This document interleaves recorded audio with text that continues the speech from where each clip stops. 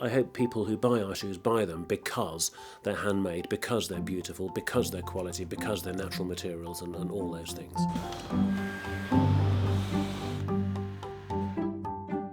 Yes, it's very much a job with attention to detail.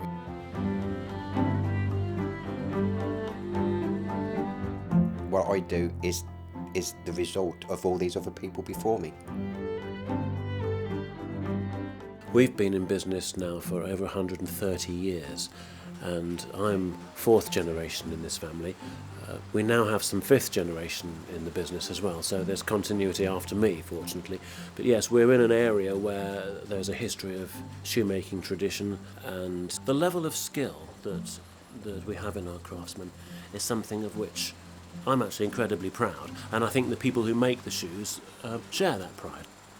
Yeah, I'm an edge trimmer. The job entails trimming the soles of the shoes, so the sole obviously underneath marries the upper in terms of shape.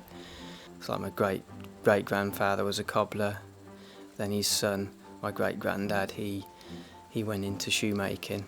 I guess it's in the blood and I followed suit. I started 1960. I love it. I do really love it, yeah. You do know the people, whereas other firms I've worked for, especially the bigger ones, you don't get to know the people. The way I put the pressure on and take it off to do certain points where they want it dark in the toe, dark in the back, and that, you know. It's like doing a bit of painting, say. Some people take years to learn.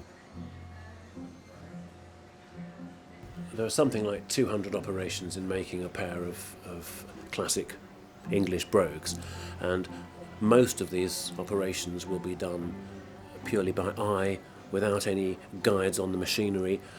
They're mostly highly skilled jobs, and each person in the chain is entirely dependent on the previous people doing their job to the highest degree of accuracy. And then their job is to put the welt on the shoe, to start the shoe off, starting to make it look a good shape. Like, it's mainly there for the sole to be stitched to.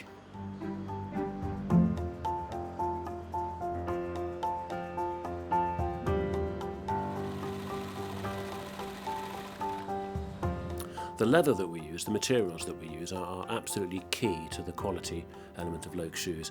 If you don't start with the best materials available, then you'll never be able to make the best shoes available. Generally speaking, the best leather comes from within Europe. Here we have the best climate for breeding the best cattle, and that means that it produces the best hides and the best skins for shoemaking. So it's very important to get the right quality leather. Obviously, if you sharpen your cutter, you know, you've got to take it very steady because you don't want to trim too much off, and then once it's gone, it's gone. There's no going back.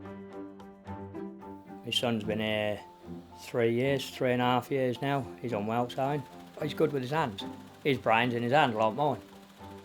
They've got to look like pairs. Anybody can do one. You've got to be a bit of an artist to do it. You know, you've got to have that, like the same thing, the eye and the hands and the look of what you're looking for.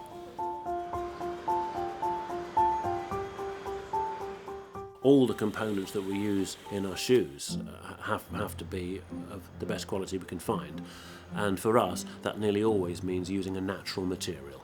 Natural materials tend to give you the best balance between flexibility, breathing, water resistance, all the properties that we want for shoes.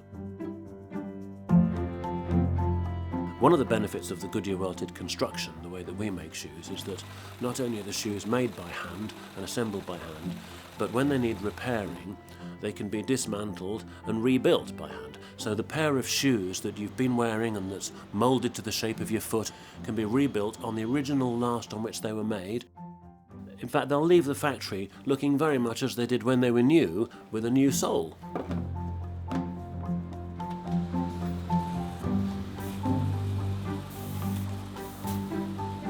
Attention to detail that goes into those shoes, how the manufacturing process, how long it lasts, how long it takes to make them. They want a nice pair of shoes, so they buy a Loake shoe.